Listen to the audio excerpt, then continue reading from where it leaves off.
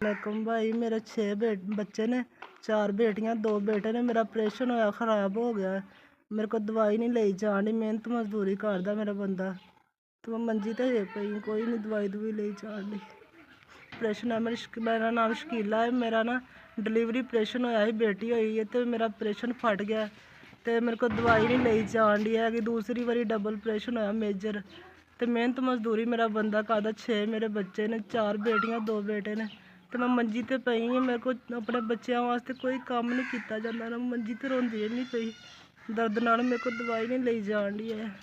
महीना हो गया मैं मंजी ते पई हाँ, मेरे को उठिया नहीं जाता है। उठनी तो फिर उस ही ऑपरेशन दर्द होंदा, ब्लीडिंग होन लग पैंदी है, विचों पास पै गई, हजे तक दवाई नहीं ਲਈ जा रही। मियाँ जो भी कमांदा है ना, घर का खर्चा भी नहीं सरन दिया है, ना कोई भैन भरा ना कोई मुहल्लेदार देन दिया, तो 7 लाख रुपया चुक के भैन भरावां को ला छड़िया, हुण कोई नहीं दिंदा हैगा। मंजी ते पई है, ना कोई दवाई ਲਈ जान दी, बड़ी मजबूर हो गई है मैं।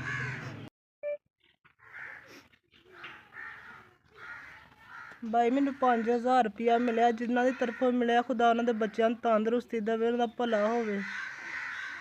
जिन्होंने पैसे घल्ले उन्होंने भला होवे, उन्होंने माँ प्यो नूं तंदुरुस्ती दे, अल्लाह सुना उन्होंने जिंदगी करे कदे, खुदावंद उन्होंने साथ होवे, उन्होंने बहुत सारा पैसा मुहैया करे। खुदा साडे तरफों दुआ ही है, गरीबां नूं दिता, खुदा तुहानूं होर ज़्यादा देवे, तमाम जरूरतां पूरियां करे, उन्होंने मदद करे। अल्लाह सुना उन्होंने बहुत ज़्यादा देवे, जिन्होंने मेरी मदद की है।